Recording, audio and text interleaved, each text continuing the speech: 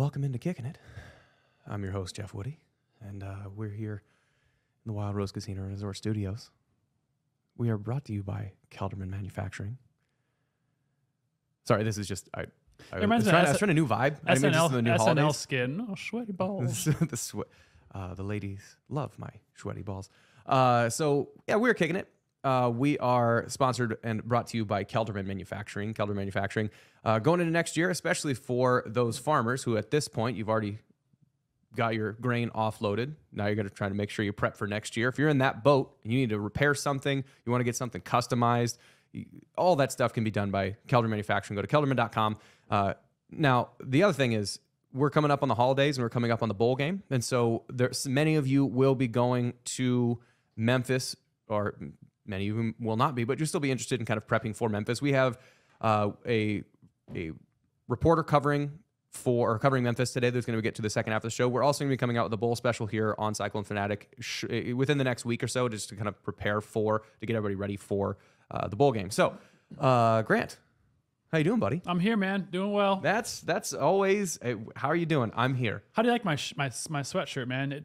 It looks a little less urine colored in this camera, but as we talk with Leon, it's definitely dehydrated yellow. It's a soft yellow in the camera, which you guys can see these on YouTube when they get posted, or perhaps it's just on the social media clips.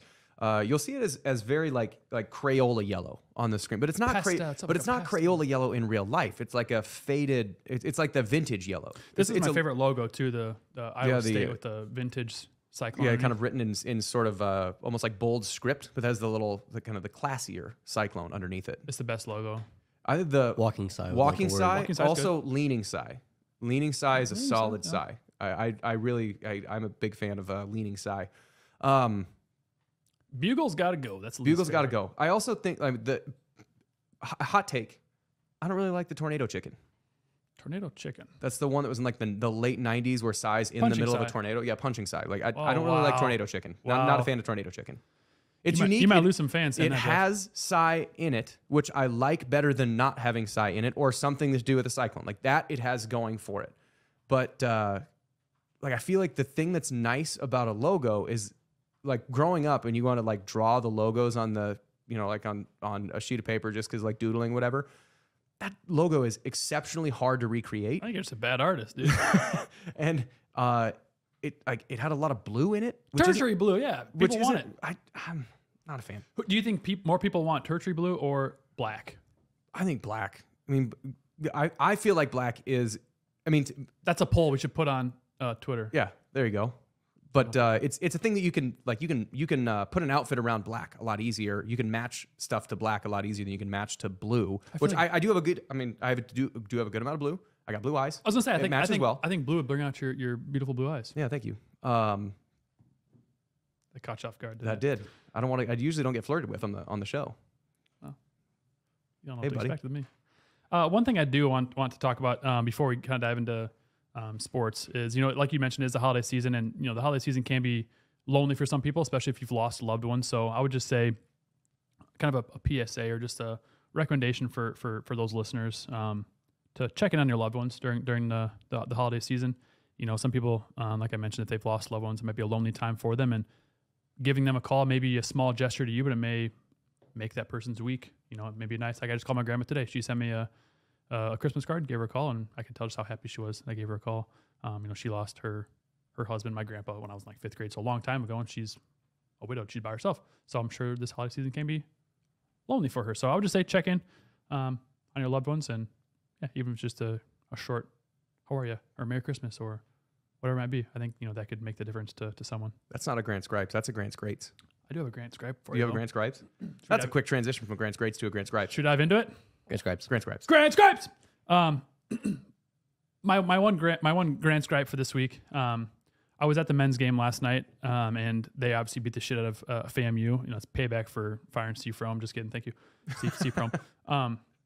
Fans left the game with about 3 minutes left in the game. That grinds my gears, man. I'm griping.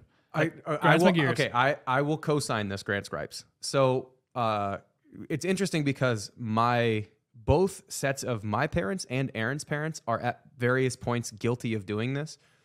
for basketball games, I'm less like, how dare you? Especially, it's a 30-point blowout. Like, you've seen all the people you want to see in the game. You've gotten most of the subs in for the most part. It is cold. It's like you have work in the next morning. So I can understand a little bit more of that in those situations. What I find that I can't rationalize myself is you pay for season tickets, or you pay for, like, for a football season, you pay for season tickets, you pay for whatever. And then, the game is like 7 points in one way or the other in like the middle of third quarter, and people are like, all right, we're gonna hit the road. I'm like, you get 7 of these. You get 7 of these all year. And then people leave. Now, again, there's different situations because it's like you got childcare issues at home. You have a 5-hour drive and it's going to rain and you got to go back to the Quad Cities or Cedar Rapids or something like that, or wherever. Like, I kind of see some of those. But like, just when you get tired or like a little, like, I'm kind of bored. Like, come on. For me, that's part of the game day experience, and you should be factoring that in.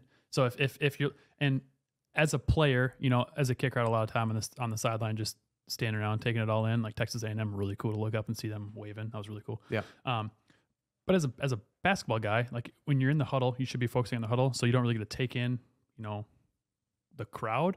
I would say as the time winds down, what I would, as a player, if I was on the court when the clock hits 0, I'd want to, take in the crowd. And if you see that there's 1,000 people in the stands, it's gonna be a little, I don't know. That's my gripe. Grant's gripe. Stick around. The athletes are grinding in the offseason. They just played a hard-fought game. Stick around. You can wait 3 more minutes. You'll get home 10 minutes later. Grant's gripes. Grant's gripes. You're gonna get some. I don't know. Not to say hate mail for that. Fight me. But I can co-sign that. I can bench 185 pounds. Attaboy. I curled 35 pounds yesterday. Also, congratulations, Aiden. Aiden, yeah, officially. Thanks, guys. Graduated. It was touch and go for a while. Had to go to the chancellor's office, plead for to get back in. D is for degree. That's right.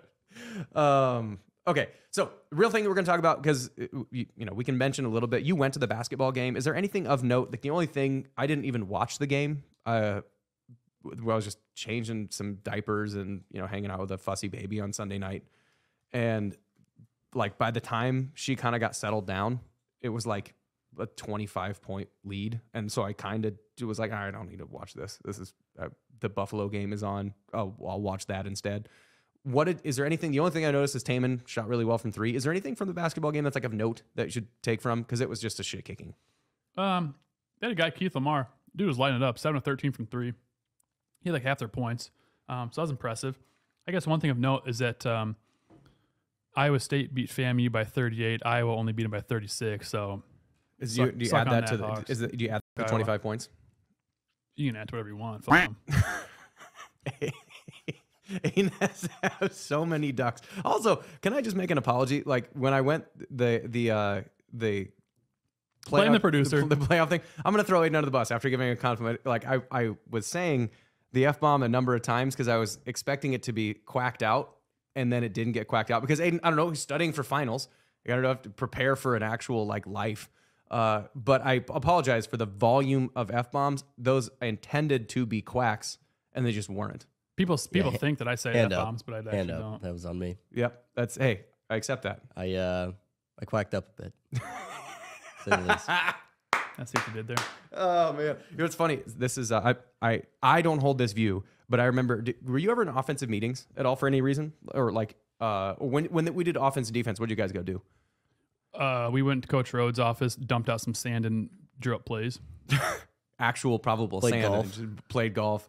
You guys think I'm joking? Like, we actually would go like on the carpet and like, you dickheads. No, we would anyway, draw plays. One of the things that we would do, one of the things Herman would say is he hated the term "my bad," and I always thought this was like sort of backwards logic. But what he said was, if you say "my bad," that means you made a mistake, and your job isn't to admit your mistake. Your job is to fix your mistake. And so if you make a mistake and you say "my bad," like, I kind of thought that as like, I don't mind it. As long as, if I'm the coach, I would say as long as you say "my bad" and then don't make that mistake again, then that's fine. But like, he for whatever reason, he dislikes saying "my bad." So Aiden, I accept your "my bad." I'm not in this respect. I'm not gonna throw you under the bus after I threw you under the bus. Thanks.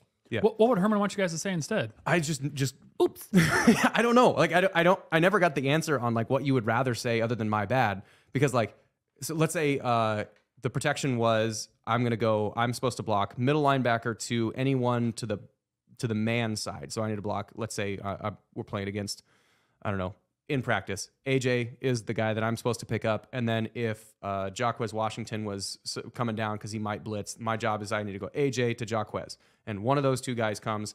Well, if both of them come, you should take the most dangerous of the two. And if Jaquez is on the line of scrimmage outside of the tight end or outside of the tackle and AJ is off, well, Jaquez in this instance is more dangerous because he's on the line of scrimmage. He's going to get there first.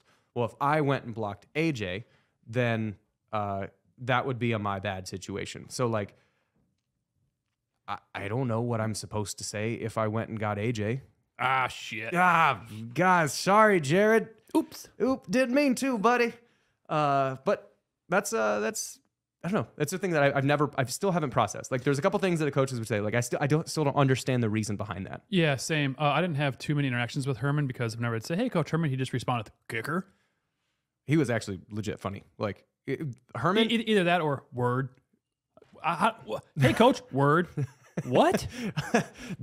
What's funny is Herman and Yancey in my book are really like very similar, which is why they like got along so well. So Yancey was the strength coach and Herman was the offensive coordinator. And you probably tossed CO in there as well. And well, CO was always just a different cat, but like they got along really well. But the thing with Yancey and Herman that I would say is that if you were on the right side of them, like, and really to get on the right side of them is effort and doing the things they ask as hard as you can do them. It doesn't really matter what that is. Like, you don't have to be the fastest person. Like, they would rather, especially Yancey, would rather have a like backup walk-on lineman sprinting his ass off through drills than having a starter who can squat 700 pounds jog. Like, he would rather have that backup walk-on guy. And Herman more or less was the same way. Like, he demanded you to just do what he asked you to do. And then if you are on the right side of there, they're going to be the first ones that are like out and out. Just, I mean, I'm not going to say the number of quacks that were said, but like the amount of praise that you would get is you would get excessive amounts of praise that you would feel awesome about. Flip side, the other side of that coin is if you weren't doing that, your life was absolutely miserable in that they could, if you were thinking you could do it better than they did, or you were lazy or whatever, there is no stone that they wouldn't turn to try and get you to quit being lazy or whatever it is. And so Herman and Yancey always had that same thing. And CO was kind of the same way, but I didn't know where the right side of CO was. Like, I didn't know what I was supposed to do because he didn't like me at all. Yancey almost forced me to shit my pants, man. I told you. Yeah, you told that story where you wiped with a rock. Did I ever tell you the story about CO and getting high in paint bags? No. Okay, so us kickers, I mean, out, just dicking around, go find something to do. So CO is like, we'll go work on tackling drills, and like our tackling form was shit. And he didn't care. He's like, whatever. Like, he's got to be out here. One time we see him leaning down and like sniffing like the lines. We're like, CO, what are you doing, man? He's like, oh, I'm just seeing if like the paint's still fresh. I'm like, what? He goes, yeah, when I was a kid, we used to take spray paint, spray it into a paper bag, and then huff it.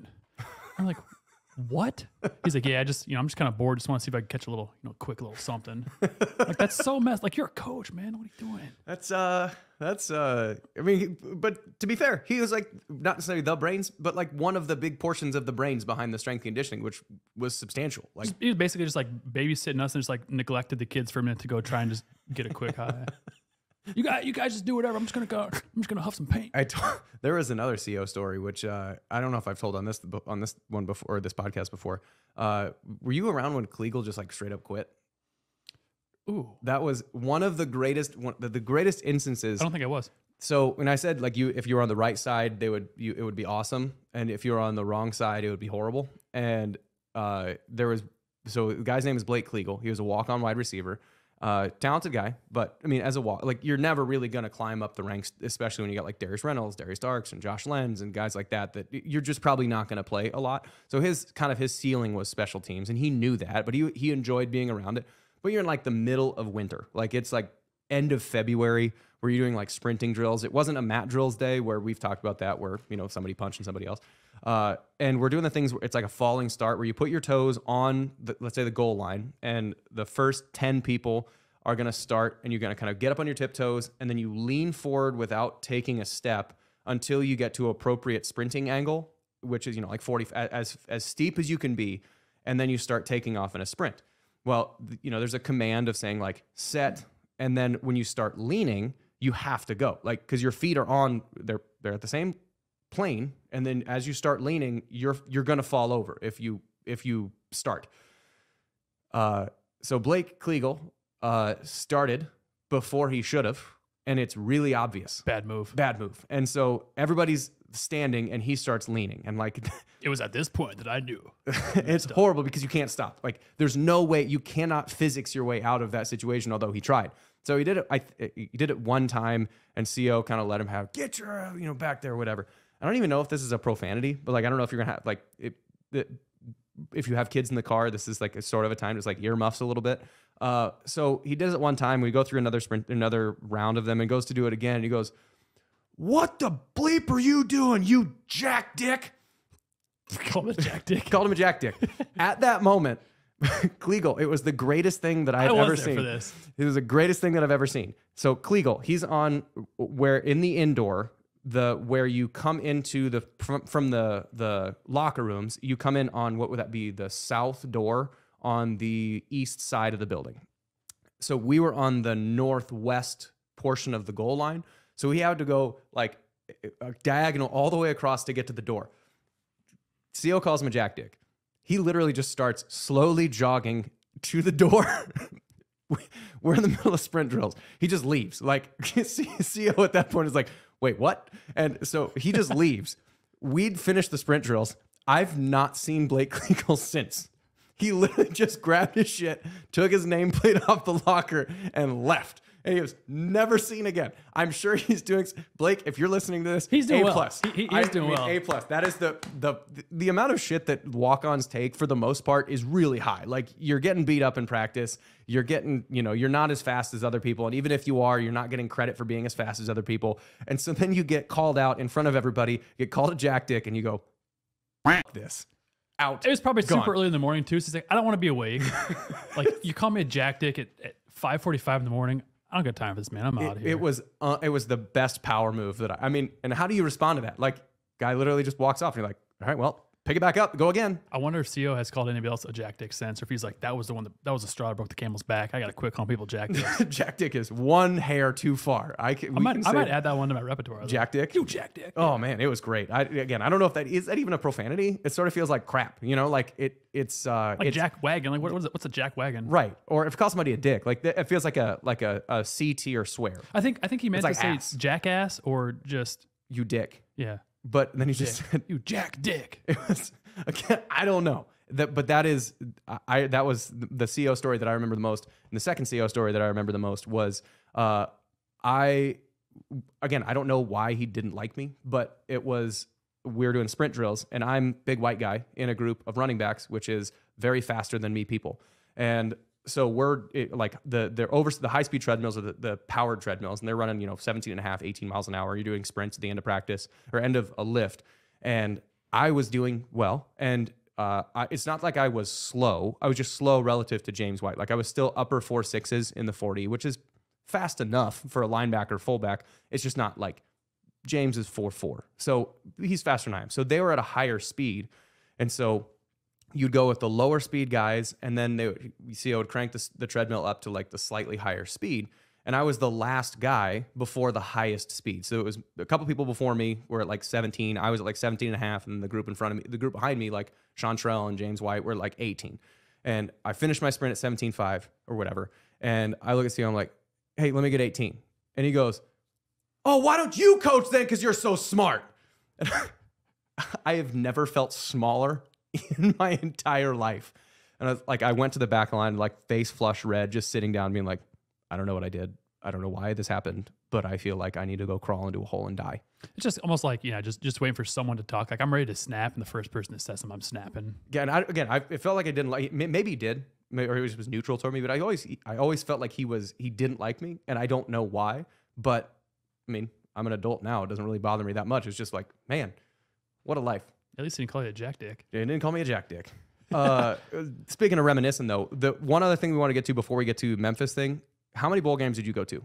2. Played in the Inside Bowl in 2009 versus Minnesota. And the Gophers? The Gophers. And then in 2011 in the Pinstripe Bowl versus the Rutgers Scarlet Knights. Yeah, and then I went to those same 2, and then I did go to Liberty Bowl in Memphis in 2012. And so I wore a Liberty Bowl shirt. Turn that around. For those people in a podcast audience, A+ silence right there. We'll get more into it because I think we're going to do it. We're doing an episode next week, right? TBD. That's Christmas. I mean, TBD. We'll cross that bridge when we get there. But we'll like bowl games. What was your experience like in bowl games? In like a, we don't want to have a 5-hour episode. Yeah, I mean, I'll talk about the Inside Bowl first. As a sophomore, you'd have been a freshman. Yep, red shirt. Yeah, it was.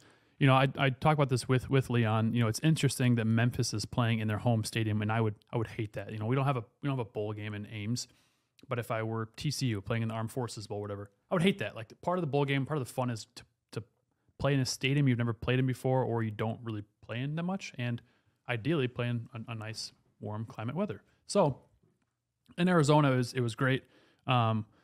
Typically the team gets there like a week or so before. Like I know the guys for Iowa State are leaving on Christmas Day on Monday for the game that's on Thursday, the 29th, whatever it is.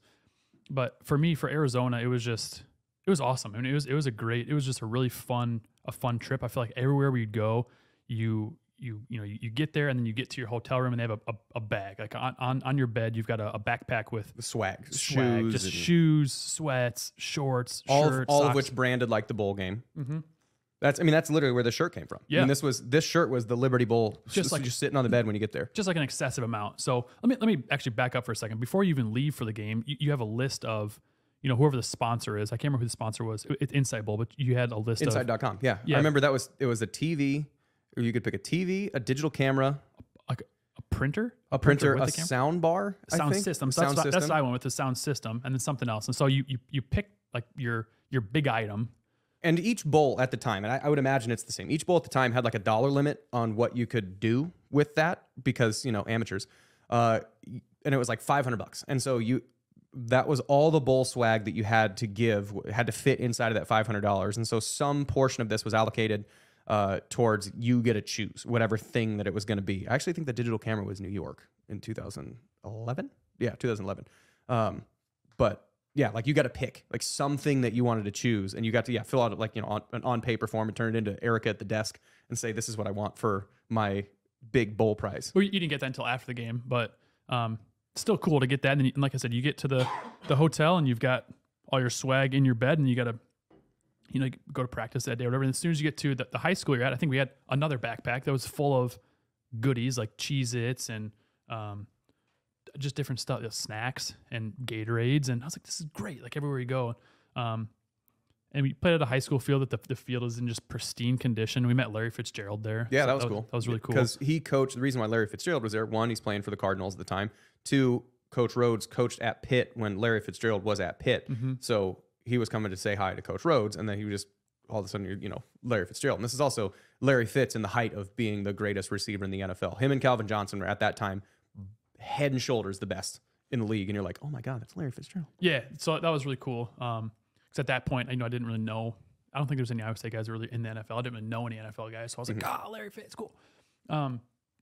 You do stuff throughout the week. So like we mentioned too when Leon's on with us that the first night you're there, that there like may not be a curfew. The curfew is 2:00, and then as the game gets closer, it goes from 2:00 to midnight and 10 p.m. and then there's room checks. Yeah, and by the time you get there, room checks because the coach. I mean, if you think about it this way, like the players and you think you work hard as a player, the coaching staff, especially like the GAs and like the position coaches, that is a thankless job. I mean, they're there from 6 a.m. to 9 p.m. every day, and then they got to go recruit during the off season, and then they're on the road for 14 weeks in the spring and into the summer, and like they barely get time to be with their families. And you get a time, most of their families are going to be down there, and so you get a time to let's say one of the older coaches has a daughter or a son that's like 15 and can watch some of the younger kids, and like you and your wife get to go out with your other coaches who you're really close with and just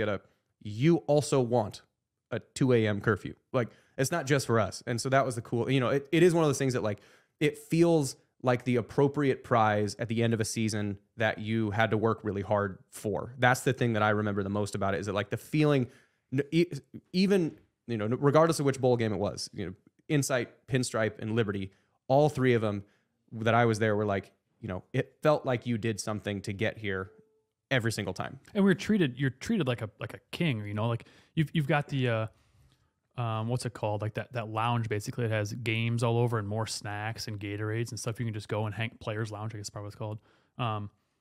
But like one of the events, I guess the only thing I really remember from Arizona as far as like the events that we did was go-karting, because I just love go-karting. So I remember going to this like F1, you're going super fast. Super fun though. Anything else on Arizona? I remember Jake McDonough pushed me into a wall in that in the go-kart when we were like, he just knocked me into the wall because he's also a huge human. Yeah, he is. He's a huge human. I think at the time he's like 330. DJ J Mac, baby. He was an exceptionally nice person. Yeah, he is. He is who you want to be for a cop. Yeah, he's an Ankeny police officer. Yeah, he's exactly who you want as a cop. Like, he's just the nicest person. Just a big teddy bear. Looks terrifying if you don't know him because he's 6. I bet he still benches 450. Jake McDonough story. Now we're talking about him. He was my roommate freshman year. Yeah, he was my roommate my freshman year. How's that possible? We weren't roommates. Yeah, you were a year older than I was. That's right. So Jake is, you know, at that time probably 250, and I'm about 49. Yeah. My girlfriend at the time had made me a cake and for my birthday, and me, Geyer, Dakota, and Jake were all roommates. Well, we all had a piece of cake, and I told Jake, "Hey man, like, help yourself." So he had, you know, we all had a slice, and we went to bed. Woke up the next day, or maybe it was like later in the night. Cake was gone. I was like, "What the hell? Where's the cake at?" Going to Jake's room, pans cleaned out, and I just ripped them apart. I'm like, "Dude, that was my cake. My girlfriend made it for me for my birthday." Blah, blah. He was so scared he went and slept with the neighbors. And I'm like, dude, you're like 2.5 times bigger than I am. Like, you could throw me through a window. Yeah. So that's one Jake McDonough story. But the second one too is he really struggled to gain weight his freshman year. I was in the back half of that. It was it was incredible. Yeah. But he would eat like 2 boxes of mac and cheese and just smother it in ketchup as a snack. Well, come to find out, he's lactose intolerant, so and gluten sensitive. Yeah, like, he developed celiacs and celiacs and lactose sensitivity at the same time. And I remember that wasn't diagnosed until he was living with me. So he couldn't keep it down, and so he wasn't gaining weight. And when you don't know what's going on, I mean, for people that have been through it, like, you don't know what's going on. It's really hard, especially that was 2009. Like, you don't, at that point, it's food sensitivities are a much lower, like, societal thing that people know about. You're granola. Yeah, and like, imagine, you know, not knowing what's going on, and what would you go to that's like something that's just easy on your stomach? Bowl of cereal. All right. You can't have grain, you can't have milk, and you go for a bowl of cereal. Like, that's what he would have in the morning. And so he was like, lost, I think at one point he got up to like 290. I think he lost like 40 pounds in like, but then because he's you know, I guess I'm not trying to spill all the tea with Jake, but because he's not able to keep any of that down and gain weight, he's weak. And so he's not looking good in practice. In the weight room, yeah. And coach is like, "What's wrong with you?" Blah, blah, blah. So glad he got it figured out, but yeah. Jake McDonough, side tangent for everyone. Again, nicest person in the world. Hi, Jake, if you're listening. Hey, buddy. Hello, Jake. Anything else about Arizona that you remember that you want to talk about? The only thing that I remember about Arizona is that, like, as such a nice reprieve from being in Iowa. Oh God, yeah. Like, that's still the only time that I've been to Arizona, because we, for whatever reasons, haven't been back. But like, the weather in December in Arizona, when you're used to Iowa in December, is just A+. And the other 2 bowl games were in New York and Memphis. So that was the only one that was like truly a warm weather destination. So I remember that one a little bit more fondly. It's also the only one that we won. So like, that one has the best fuzzies to it, but it wasn't necessarily the best, you know, like, the bowl experience was great at all 3. Yeah. And New York was the only other one I played in, the Pinstripe Bowl. That one was really cool because, you know, we got to, I think I'd mentioned this before, but it was a players only yacht that kind of cruised around whatever bay that is and looked at the Statue of Liberty. We got to go to the Empire State Building, take a look at that. Went to Ground Zero where 9/11 was. That was one of the most powerful moments that I've ever experienced, going to the Ground Zero, especially with your teammates. Yeah. Another thing I remember, like, sentimentality. So it's actually Chris Hassel was part of this. So I snuck 2 baseball gloves and a baseball, like, under my sweatshirt, because we took our team photo at Yankee Stadium. So we got like a little mini tour through Yankee Stadium, and I snuck 2 baseball gloves and a baseball under my sweatshirt or under my jacket, whatever it was. And then they had you, I don't remember if we were dressed or if we had to go dress or whatever, but I remember bringing them on the field. And so I played catch at Yankee Stadium with Jake Knott. And then Chris Hassel was like, "Dude, that is, can I just play catch with you for a bit?" So I played catch with Hassel and played catch with Jake Knott at Yankee Stadium and then just put him under my seat when I was taking the team photo. So like, I think Jared Barnett too. So like, it was just, that was a really cool, I look back on that bowl with much more fond memories than I had when I was there, because the downside on that bowl is that New York traffic makes everything a lot harder. And finding a practice field that you can use, like we ended up doing it at Hofstra, which is technically in New Jersey, and taking 2 buses through New York at any time. Not just through New York, but we were in Times Square. Yeah, you're in Times Square. You meant like just south of Times Square. It was like maybe 2 or 3 blocks south of Times Square. And so like getting buses to travel to a football field that you could actually use, the logistics of that were insane. And so it was like an hour and a half each way because you're sitting in traffic. And so I remember we watched a ton of movies. On the way there, on the way back, you watch a ton of movies. I watched the same Kevin Hart stand-up. I'm almost on the same bus every time. I'm like, put a different... I know what's coming. I know what this joke is. So I saw Kevin Hart stand up, whatever. I think it was, we like watched 4 times. Remember the Titans was one of them. I don't remember what the other movies were, but you must have been on the defensive bus. Yeah, I just kind of got tossed. I was sitting on the bottom of the bus, under the bus. Yeah, he was just with the helmets. Yeah, get in the bottom of the bus where all the pads are. But no, New York was cool. The game itself, I don't know, I was kind of indifferent about it because, like I said, all the experiences I felt like were really cool. But then the game itself, one, it had like snowed or rained or something a couple days before. Sucked. The field sucked. Well, the field generally, like in the outfield, it felt like a normal field. But where it was where they covered the infield dirt with grass, that was really loose. And so you go to cut and you'd fall over. You got to plan on a kickoff and you slide like 3 or 4 inches. And yeah, I mean, the same. And I remember we had a kick return touchdown. Jarvis West had a kick return touchdown. Yeah, I got called back from a bad holding. But anyway, I scored a touchdown in that game too. That was fun. There you go. But then Liberty Bowl felt more like New York without the New York, as far as like it was kind of like 45 and rainy most of the time, so the weather wasn't awesome, and the traffic was a little bit better. But the feeling of like you were treated like a king every place. I remember in the Liberty Bowl, and I bet they've done it this every year, is they have a sing off and they have a rib eating competition. Nice. That you nominate like 1 or 2 players from each team to like do like head to head at like one, like the event that you have with the other team. And I think Tufty and Hayworth were the 2 nominees for us. And then I don't remember who those 2 linemen they had. Tufty and Hayworth wiped the floor with them as far as rib eating. Heavy. And then I don't remember who it was for them. And then the sing competition, Sean Trell got up there. Who'd you guys play? Memphis or Tulsa. Tulsa, yeah. And then Sean Trell did the singing for us. So that's what propelled his singing career. I mean, Sean Trell, dude's got some pipes. He does. So that was fun. The Beale Street is really cool. And I remember it was Ryan. So here's a Beale Street, someone puked on a table story. So Beale Street, the logistics of a bowl game are that you fly there with a team and fly home with a team, or you can fly one of those legs that they'll pay for. Either, let's say you're like Leonard Johnson lives in Florida. He could fly from Florida to Memphis, and then he would have to go back with the team or pay for his own flight to go back to Florida. Or he could fly from Ames to Memphis and then Memphis to Florida, because it's still like in the middle of winter break. So I live in Des Moines, so I could ride with the team down on the front side, and then I just stayed a few days in the backside because it has to be within like a 2 or 3 day window or something like that. So I stayed for New Year's Day and New Year's Eve, and we went out on New Year's Eve with Ryan Gent and his brothers, girlfriends, fiancés, whatever. I don't remember what their relationship stage was at the time. And came back, it was a hotel ballroom where they were staying, or hotel bar where they were staying, and had several by the time the night got by. And I generally don't like to get to the point where like the world starts to go sideways. So like I kind of cut myself off, had, some lemonade, some water instead of, continuing. And then we get to this hotel bar, and Ryan's brother, I don't remember, I think it was Danny, but didn't have a governor. Like he was on vacation without the kids, and ordered a shot. Lights are on, no one's home. Order a round of tequila shots for everybody.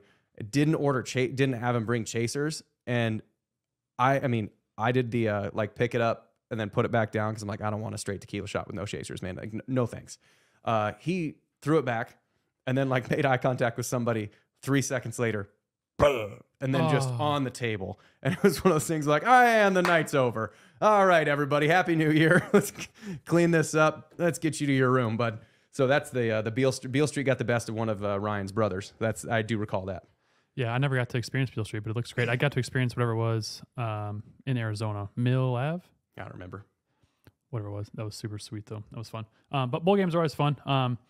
So we are going to welcome in Leon Taylor here with GoTigers247. We're going to talk a little bit of Memphis football, and then we'll be back to wrap things up. And now we welcome in Leon Taylor with GoTigers247, which is Memphis's 247 affiliate. Leon, how are you? Doing great, man. How you guys doing today? We're doing well. We appreciate you jumping on the podcast with us as we talk some Cyclone football versus Memphis Tigers football. I'm just going to dive right into it. So bowl season it's unique in that, a lot of guys opt out.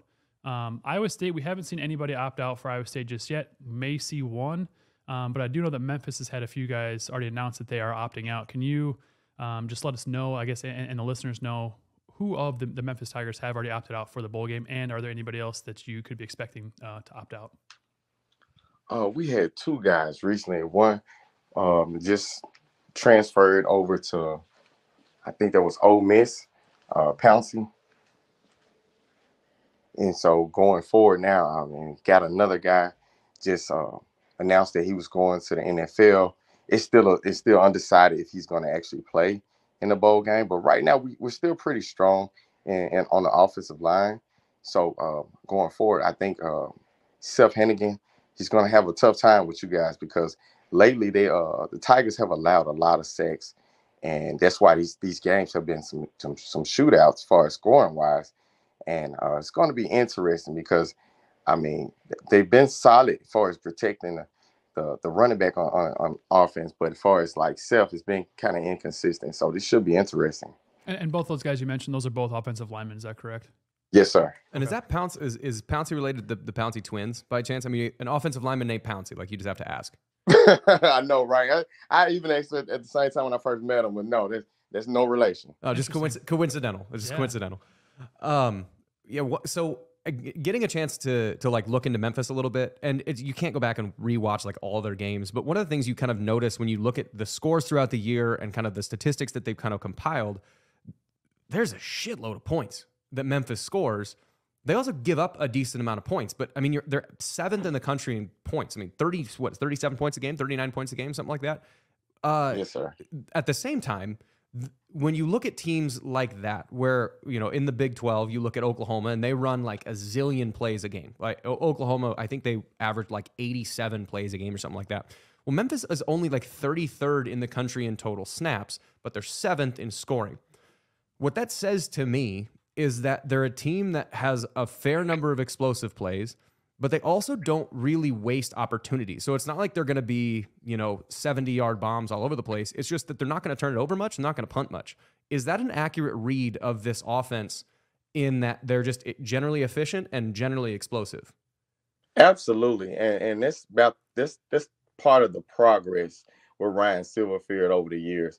The offense, a lot of people in the beginning of the season, they were complaining, saying how basic the offense was. But when you look at what you just explained, the progress, the scoring, the staying in games with competition like Missouri, like that was a close game with a top 20 team. So going forward, they've been up and down. But I think that was part of Seth Hennigan's injury where he was struggling with his shoulder. He really couldn't throw downfield. So the offense was kind of staggered, but yet they were still scoring points with running back Blake Watson also running. They have a high-powered offense that a lot of people are not used to because we don't have any NFL guys that are just for sure stars. But this year we have guys like Rock Taylor at receiver. Another example I just mentioned was Blake Watson, who was a 1,000-yard rusher this season, who's a transfer from Old Dominion. So the offense is pretty much exactly what you explained. It's just high-powered, but at the same time, it can be staggering against certain defenses. Yeah, and it's interesting because, like, I don't want to say necessarily it's like run and gun in that it's just all offense, but like, so this is a wild statistic. Memphis has only been held under 35 points 4 times, and they're 1-3 in those games. So basically, the mark would be like, if you can get the 35 first and keep them under 35, then you can win that game. Is that just a mechanism of the teams that they've played. Like, I don't want to say like every statistic, you know, if a guy hits 180 against left-handers, but the only left-hander that he's pitched against or hit against is Randy Johnson, like, yeah, you're probably not going to do well. So it doesn't mean the statistic is totally accurate. Does it feel like in games where they struggle on offense, the defense can't pick them up? Because that, you know, again, you can't really tell exactly what you're getting into without watching like true game film, but it feels like the offense drives the bus and the defense is around to help the win, but the defense can't win the game by themselves so far this season. Oh, that's very accurate. And that's why a lot is riding on the quarterback self to help win the game. And that's part of the reason why he doesn't ever want to sit out. Even if he has an injury, that guy's going to fight to help the Tigers try to get a win, because he knows that it could possibly be a struggle. You know, to say, hey, let's put the game on the defense, that's not going to happen. I mean, sometimes the Tigers front seven could be very terrible as far as like tackling, and they've gotten better as games have gone ahead recently. I mean, the record is pretty good, but you think about the games that they lost to like SMU and Missouri, it could have been a better outcome. It could have been a better situation where fans could have been more comfortable. You know, we're looking at that we're playing in a bowl game, but fans are not really just excited because they feel like it could have been more. And that's part of the nature of the beast. You're not going to always please fans, but this offense is balanced now. But at the same time, this defense, as much as people like to, you know, I think I heard you curse, but shit on this team, man. Yeah, go ahead. We got the E-tag on there. It's crazy, man. And Ryan Silverfield catches a lot of heat, and he recently made a tweet where he was basically saying, like, you guys wanted me here, you begged me to stay here, now you're ready for me to get fired.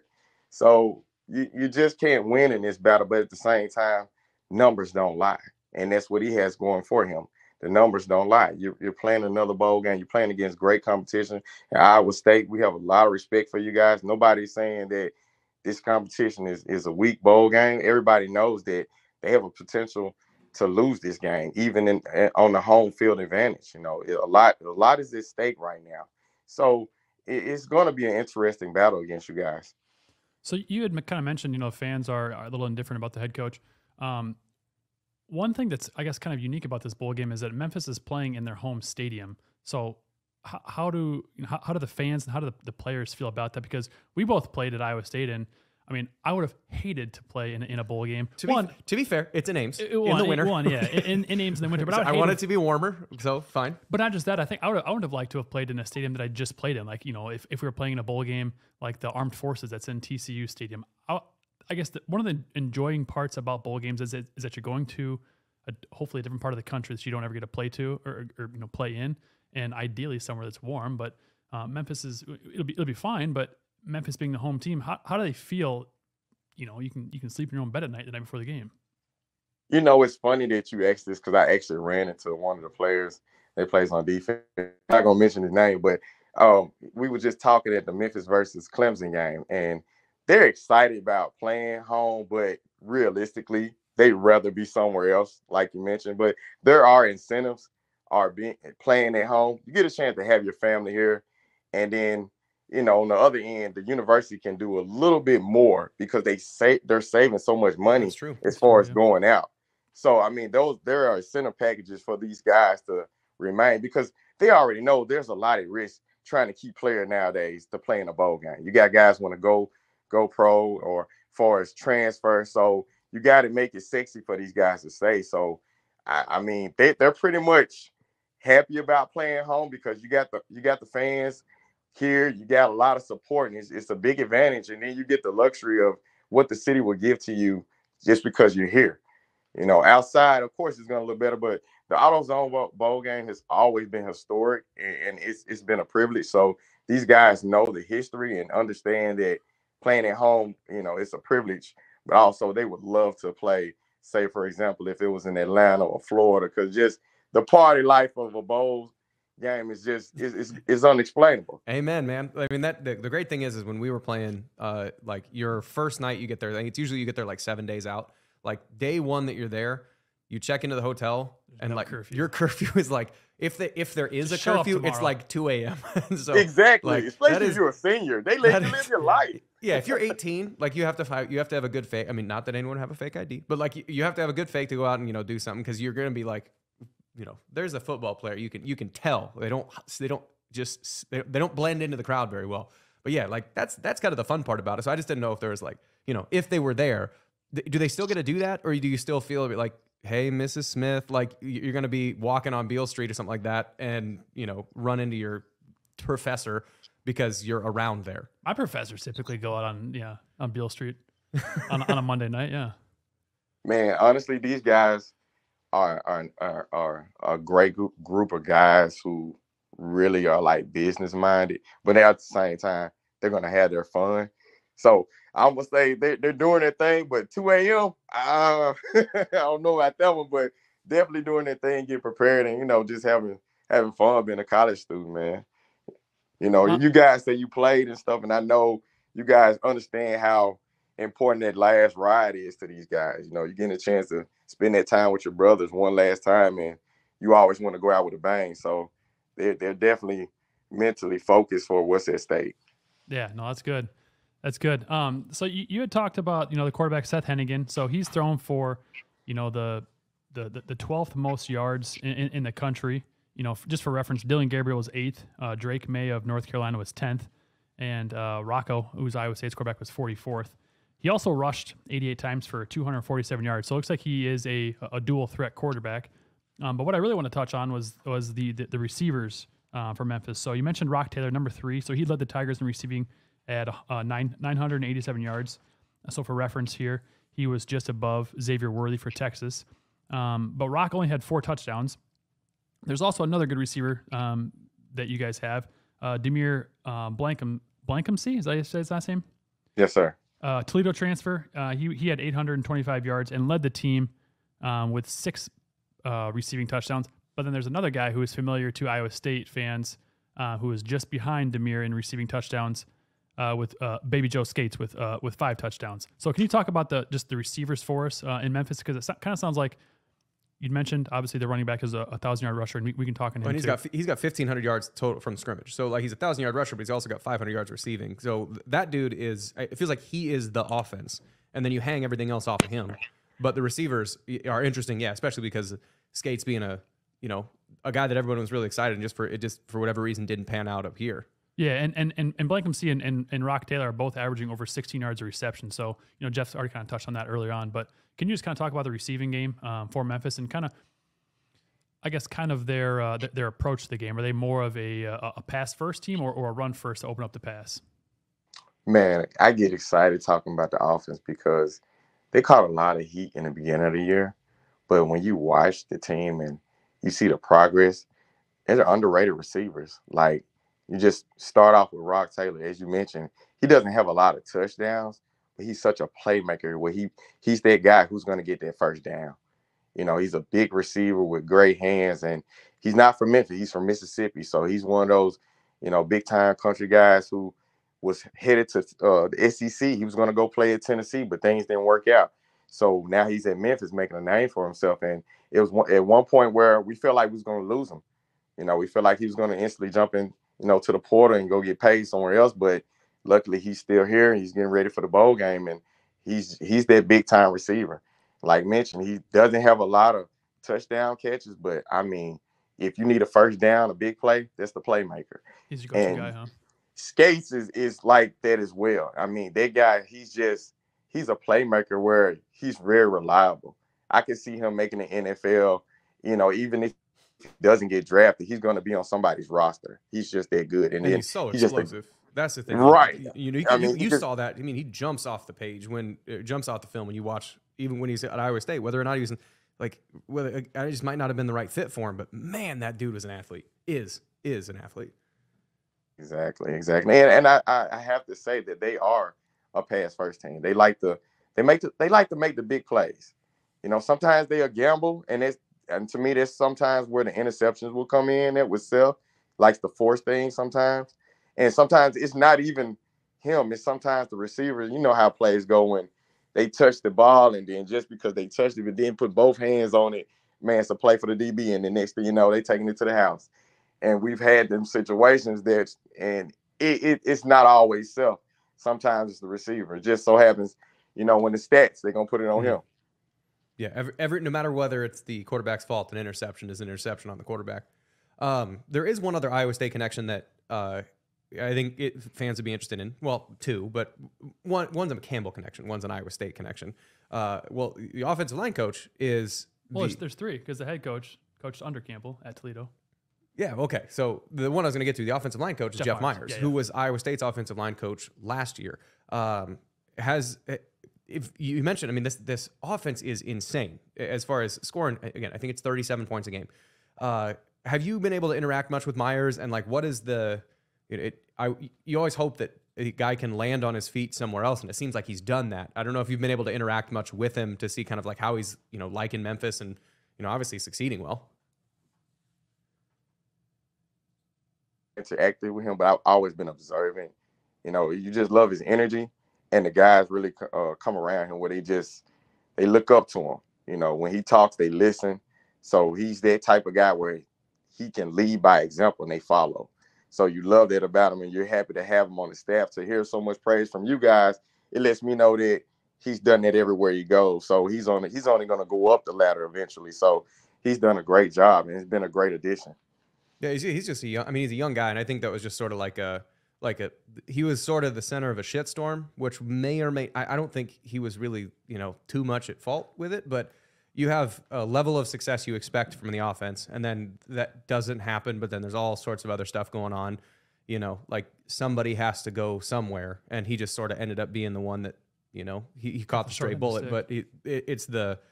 I don't think anybody disliked Jeff Myers. I think they really enjoyed having him around. He just, again, sort of like Skates. It's just like a situation that didn't fit. But there were a couple other Iowa State ties.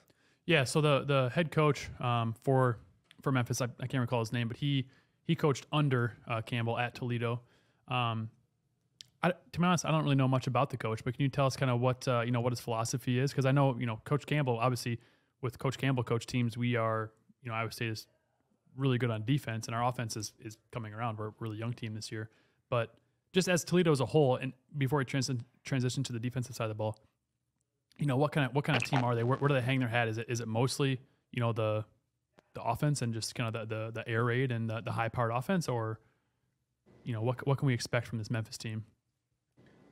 I'm sorry, can you repeat the question? I had a little technical difficulty. I'm sorry. Yeah, no, you're good. You're good. I just kind of want to know. That question was 16 minutes long. Yeah, it sure was. Just pull my best impression of Jeff Woody here.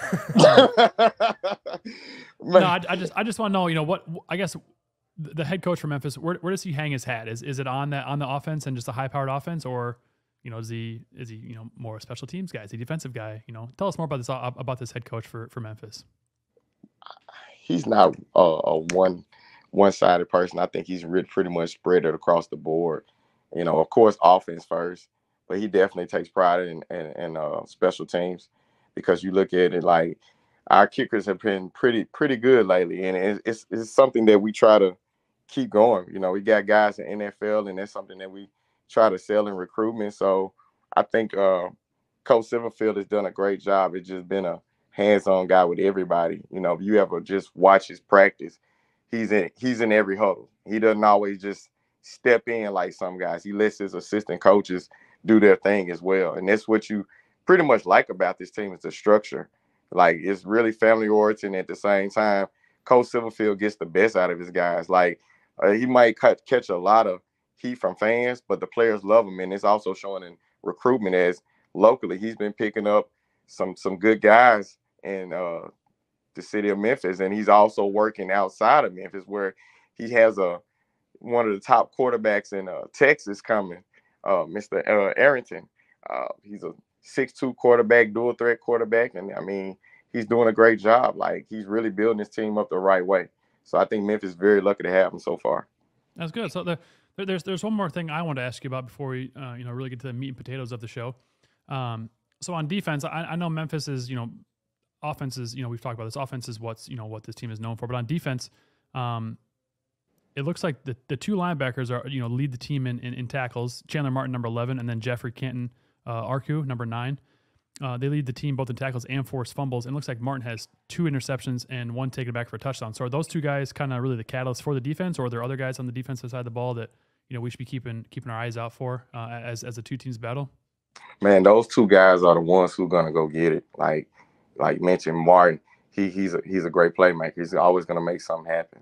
And then you mentioned our guy who's forcing the fumbles. I mean, it's just the linebackers really carry the team on defense, honestly. Like our defensive backs, no disrespect to those guys. They do some things, but they can be a casualty sometimes. But it's been like that for years in the secondary. It's crazy, but that's been one of the weaknesses of the defense for a long time.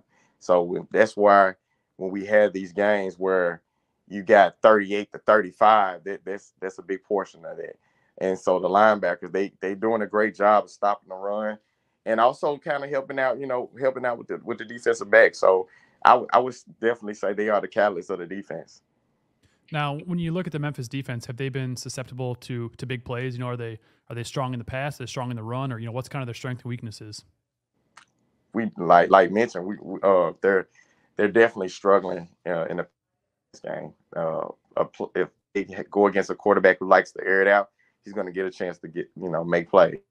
Ooh, so you're saying but at the same time, they're pretty balanced.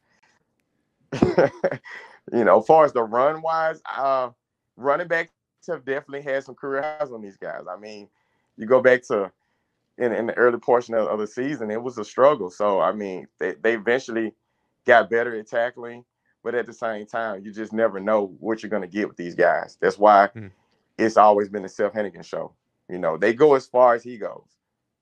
Yeah, and that's, kind of the scores reflect that. Memphis has scored upwards in the 50s in a decent number of games, in the 40s a good number of games, but they've also given up in the 30s and 40s a good number of games, and there's been track meets for a decent amount of them. But now the offense and defense are out of the way, so our listeners may know, but so Grant was a kicker, still an athlete, but peak athletic form. Always have been an athlete. And if you were to total up all the snaps that I took, played running back, but most of the snaps that I played were on special teams.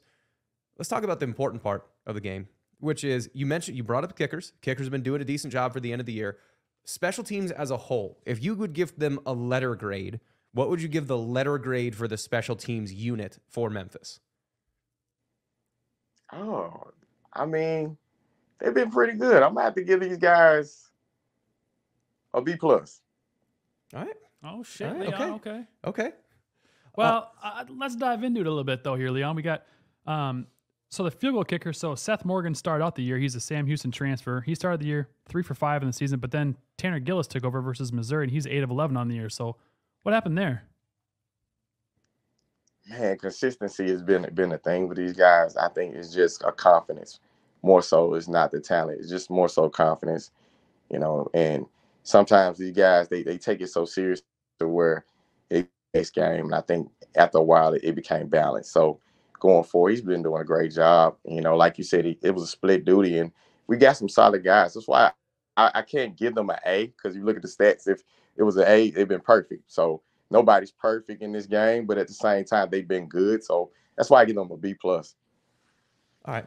Now, punting, it's punt game. The thing with Memphis' offense, again, they score a zillion points, and they don't really turn it over that much. So I would imagine you don't see the punter a lot.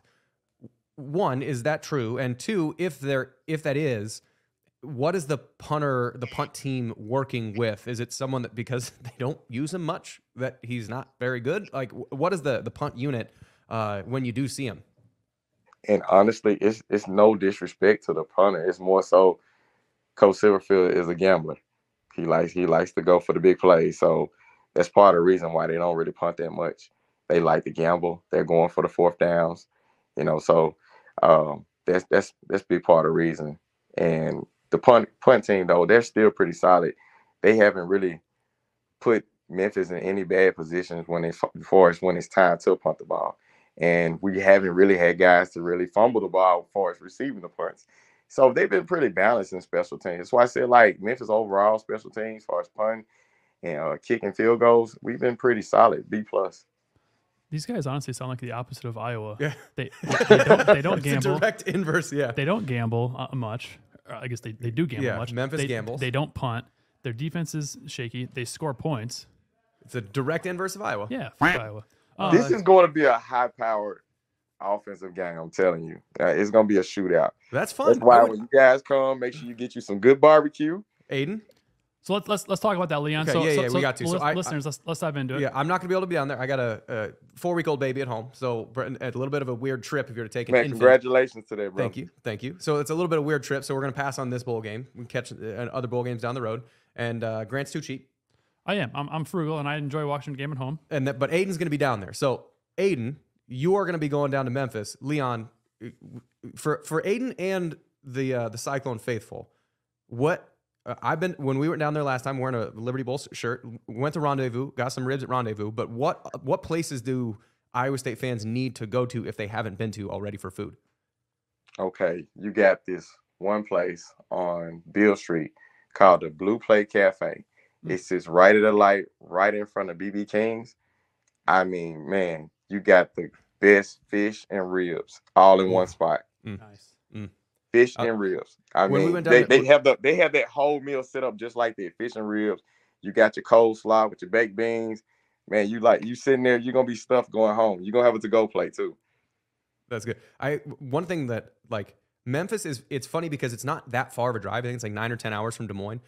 But it's like you're officially in the South, like when you go to Memphis. And I have relatives that live in Atlanta, and just the food is better in the South. Like sweet tea's better. Things that like if you were to try and get fried green tomatoes up here in Iowa, you're going to get just one, slapped just because no one's going to do that. But two, if you're going to get them, it's going to be terrible. So you go down there, it's like fried green tomatoes. You have like catfish, okra. Like there's actually like so much better food down in the South. So like if you were to want to get some like true Southern cuisine, where are you going? Southern cuisine? Like Southern comfort. Southern comfort. Let me think on that one. Southern cuisine, Southern comfort. I want to say. I'm putting you in the spot. Yeah, You put me on the spot on that one because it's like Southern comfort food. Oh, golly, that's a tough one. And man. if the answer is barbecue, you get barbecue. Right. I'll probably say BB King, man. Southern comfort for sure. Yeah, BB King is right across the street. Yeah, BB So King. Leon, I used to live in Texas, and so there's good barbecue down there as well too. And what people had said in Texas was what really differentiated the different barbecue spots was the sides. So for you, what differentiates the best barbecue spots in Memphis? Or is it all good and just go wherever you want? It's all delicious. I mean, it's the texture of the meat. Like Rendezvous to me is undefeated. It's just so tender. You go down there. The thing with Rendezvous that is impressive, and for those Iowa State fans that haven't been down there, is when you walk down, it's like you walk, I think it's down the stairs, right? Or it's either way, you're walking in, and just like the rack of ribs that you can see smoking, like there is not, I mean, it's jaw dropping how impressive it is just watching the being able to see the meat that you're going to be able to get that's just slow smoked for a long time. Rendezvous is unreal. Absolutely. And it's like, it's kind of crazy, but it's almost like it's in an alley. But when you walk in, it's like, it's very like, it's got some historic things going on because it's just, so much has been through there. And it's just, far as Memphis, when you speak of Memphis barbecue, they're up there. And then, I mean, you also got Corky's barbecue. Corky's barbecue also has great fish. It's a nice spot where you want something to go far as where you got the drive-through line. And it's on Poplar Avenue. So it's close to the hotel. So Memphis, overall, you got some great spots. Oh, and when you said something about cuisine, Soulfish Cafe. There we go. There we go. Okay. Soulfish Cafe. So one last question for you, Leon. On Beale Street. So our producer, Aiden White, he just graduated from Iowa State this last Friday. He has been known to ride mechanical bulls. Is there a spot on Beale Street that has a mechanical bull that Aiden can saddle up on? Yeah, we got this place called KO the Ugly. Hey, there you go, Aiden. I'm there. Hey, you ready? I know that. Hey, I know that struck a nerve. We ready. We got Willie ready for you, man. Can't wait. Gonna be down there for Christmas. Go ride a mechanical bull on Christmas. Come on, Aiden. If you see a shirtless man that kind of looks like Blake Groupie riding a mechanical bull, it's Aiden Wyatt. Okay. Got you. And I'm gonna make sure he's good out here. Perfect. Well, hey, Leon, we appreciate your time. We'll let you go, and we hope we see a good game here on December 29th between the Cyclones and the Tigers. So thank you again for joining us. Absolutely, man. It was a privilege, man. Good luck to you guys as well. Thank you. Yeah, thanks, man. All right, no problem. All right, that was the Goldfinch Athletics interview with Leon Taylor. Aiden, tell me you're going to record you being on the bowl. If I find a bowl, I He will told get you on the where it bowl. was. He Yes. told you where it was. He told you where it was. Don't. Well, there's no guarantee I go there. You know, it's like Okay. That if seems I'm like a there, cop-out. if we're there, I will get on the bowl. What do you mean if? When? You have one spot to go. That's that spot. When? It's fair. Rendezvous and that. Those are two places you have to go. You're not going to get out of this. Williams, if you're still listening, you're his boss, Chris. Get him on a mechanical This is bull. like the last thing I have to do before crossing from interning to just. It's a rite of passage that every staff member has to have. I did it back in 2015. Who could forget? I rode the mechanical bull. All right, well, I don't know. I think we're still debating because it is going to be Christmas and New Year's for the next couple episodes. We'll have something in there just depending on when we're going to record it, so it might be off schedule a little bit. But look for the bowl preview special coming in the next coming weeks up until the bowl game. Thanks for sticking around, everybody. Yeah, thanks to all of our loyal listeners who are still listening. And as always, remember, adopt, don't shop.